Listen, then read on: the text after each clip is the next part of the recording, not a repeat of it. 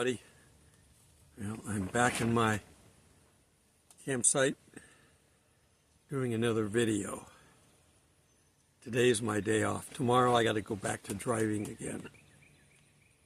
Drive my friend into dialysis and then go pick up my son and drive him. I'm getting tired. I have to do this for another week or so, maybe till the 28th. And I got to help my friend move campsites because we can't stay longer than 2 weeks at a state park. Yeah. Okay. We've got a lot of new members, so I'm just going to do a quick recap on a previous subject. My mouse is starting to act up again, which it typically does when I get ready to do a video. I'm missing one of my mice. I don't know where it is. It didn't crawl into the hole in the wall. I don't know where it is. I have a red one and I have a blue one. I don't know where it is. So, today we're going to talk about the Revelation 12 sign.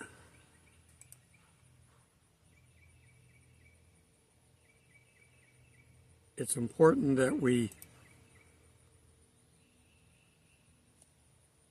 evaluate it this year.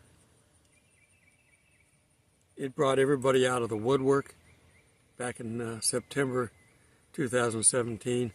Everybody was predicting the rapture, that it was a sign for the rapture. Well, it comes in the Bible right before a rapture event, so it's logical. But God tends to warn people and give them plenty of time. And so I'm beginning to think that the actual event was the beginning of the time clock for the warning. It's been 7 years this year. Rosh Hashanah will come again this year. And we're not going to have another Revelation 12 sign. There's no need for it. We got one, and that was sufficient. But 7 years, that's a significant number. So let's take a look at some of the information that we know about it. I'm just going to cover this briefly in a short video. First off, turn with me to Genesis 1:14. And God said, "Let there be lights in the expanse of the sky to distinguish between the day and the night, and let them be signs to mark the seasons and the days and the years." So God uses the heavens for signs, and they're used repeatedly. I mean, the wise men that came to give gifts to Jesus followed a star. They were astrologers, they were astronomers, not astrologers. That's what I'm trying to say. They're not into this. What's your sign? As if it has anything to do with anything. But they were astronomers, so they saw the planets moved differently than the other fixed stars. So they called them wanderers, planetos, where we get the word planet. They didn't know about all the ones that we had. They didn't know about, I guess, is it Uranus or Neptune? One of them they found by accident because they were looking at the planet inside of its orbit, and the planet inside of its orbit wasn't following Newton's laws. Newton pretty well gave us a formula for calculating how a body will fly around another one, gravitational properties. And this one planet wasn't following it. And they go, well, there must be something affecting it. So then they began looking in the area where something would be affecting it, and that's when they found the next planet. Okay. So we're going to look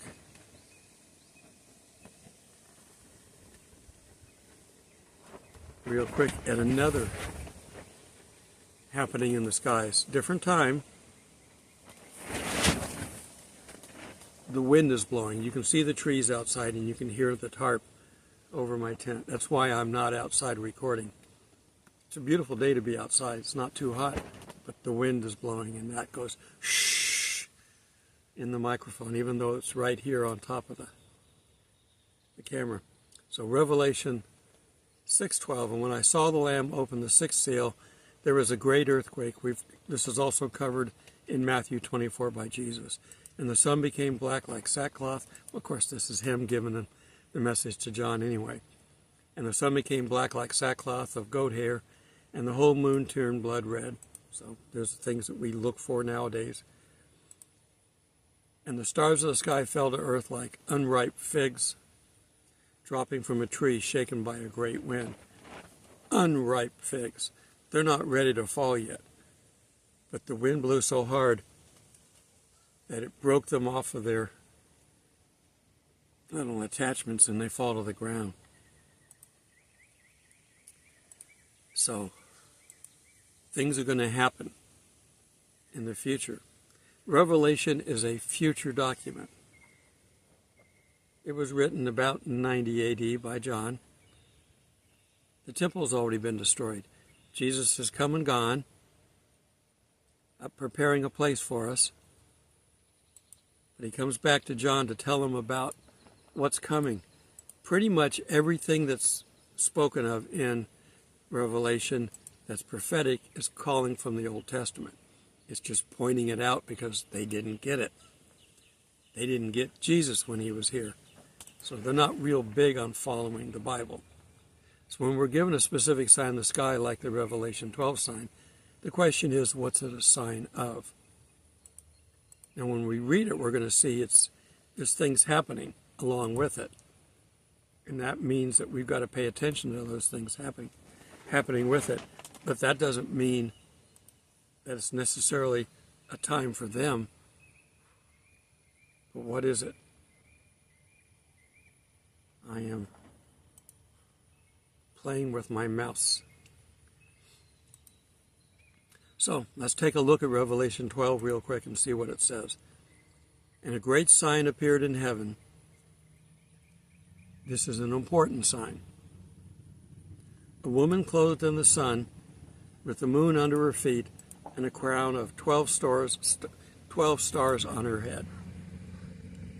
She was pregnant and crying out in pain and agony of giving birth.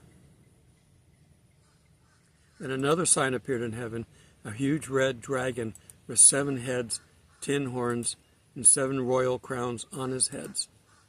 His tail swept a third of the stars from the sky, tossing them to earth. And the dragon stood before the woman who was about to give birth, ready to devour her child as soon as she was born.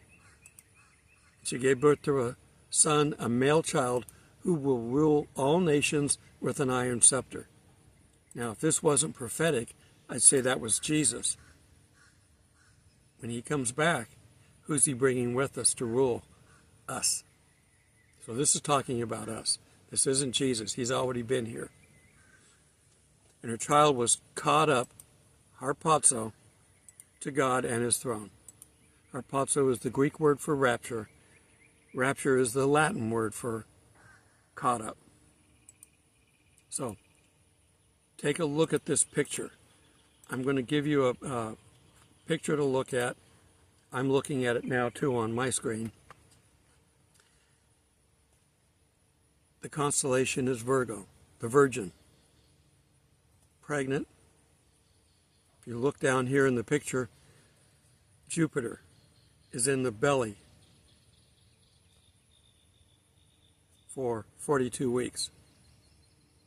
It's in retrograde, means it goes out and comes back in. It doesn't change a whole lot.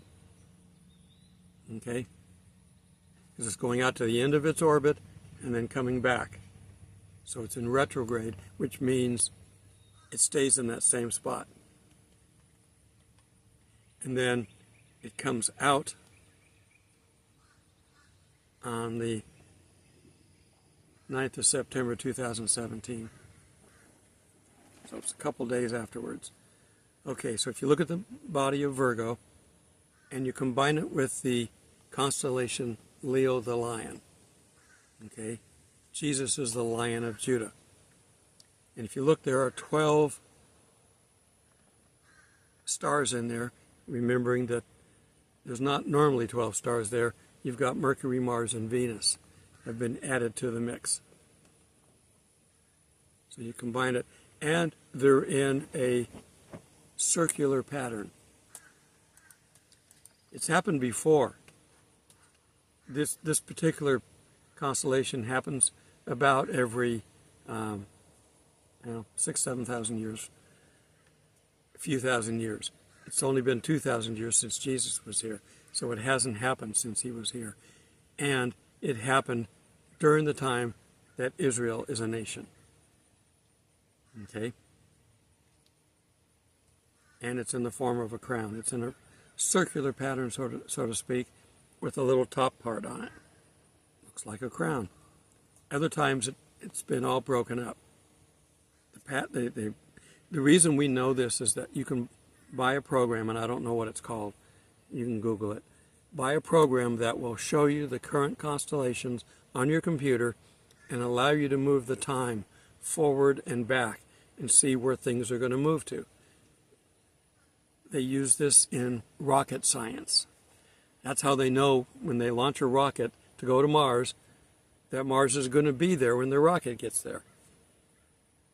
We don't chase the planets, we meet them, because we don't have enough fuel to chase them. They're using gravity and they can just float around forever. We have to use power to get to them, and the only way to do it is to go into an orbit that matches them when they get there. Okay? So, the Revelation 12 sign happened September 23rd, 2017. Now, we're not having another one this fall, but this fall will be 7 years from that event. 7 is a number of completion for God. He rested on the seventh day. He was done. There's a lot of things about sevens. How many times do you forgive your brother? 7 times? 70 times 7, Jesus answered. 7 is a number that it's finished. So, I feel something big is going to happen this fall. Is it the rapture? I don't know. Is it World War III? I don't know. With the exception of the Revelation 12 sign, the other things that we're seeing is simply the alignment of the countries. The Bible talks about countries for and against Israel at various times in various battles. We're seeing right now the alignment matching the Ezekiel war. But that doesn't mean we're going to have the Ezekiel war this fall, but we're seeing the alignment. We know Russia wants to dominate Europe and the world if it can. The United States has been their only holdback. But they're threatening us every day now with something, so that we will just sit on our hands and do nothing as soon as they start doing things. As soon as China's convinced that we're not going to do anything, they're probably going to invade Taiwan. And Iran may actually jump into the fray. It will in Ezekiel 38, but they may jump in and help out their proxies if they feel we're not going to do anything.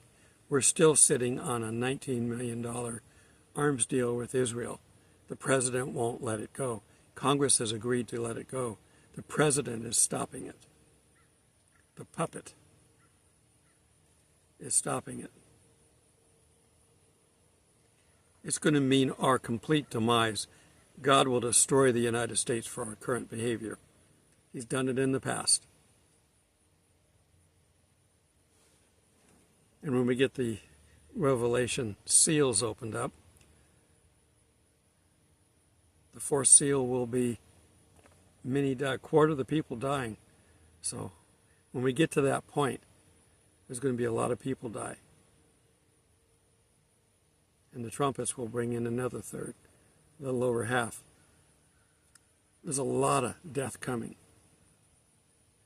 But the Revelation 12 sign is an important event in the skies.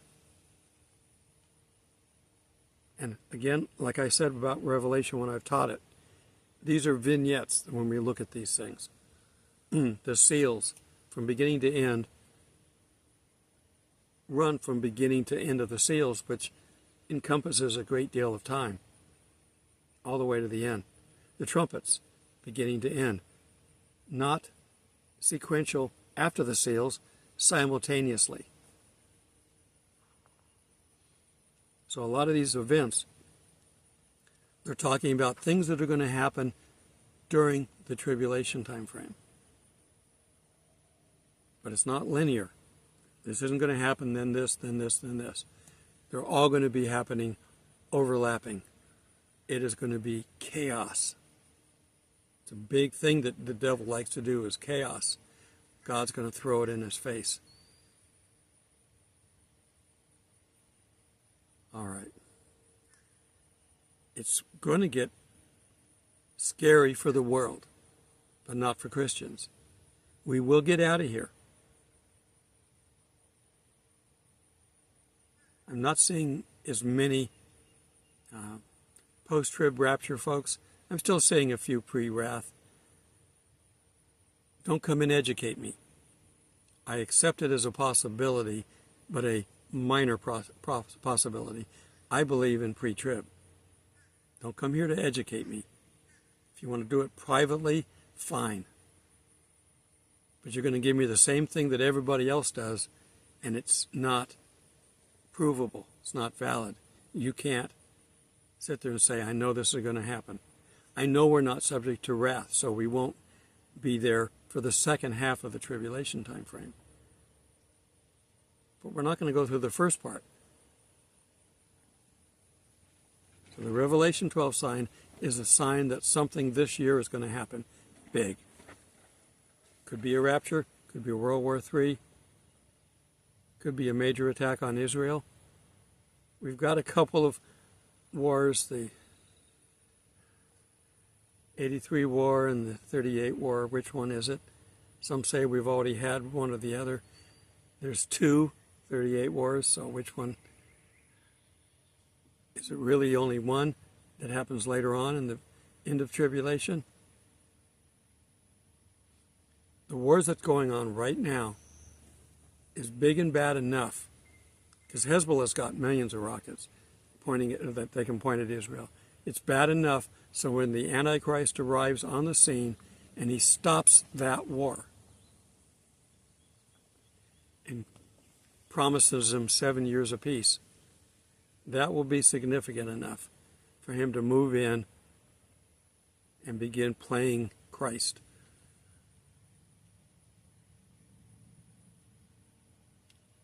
But we would recognize him, we'd call him out, and we'd offer a few prayers. God, don't let the Antichrist do anything today. And guess what? He can't. God's more powerful. Our prayers are more powerful than Satan will ever be. Is that ranger? No. I got to go visit the ranger later. Okay. I'm going to get this edited and get it up on the internet. I'm doing one other thing. Today I tested Twitch. Twitch is a streaming service, and it uses a program called, what is it? OBS. Why have I got the hiccups? It uses a program called OBS Studio to record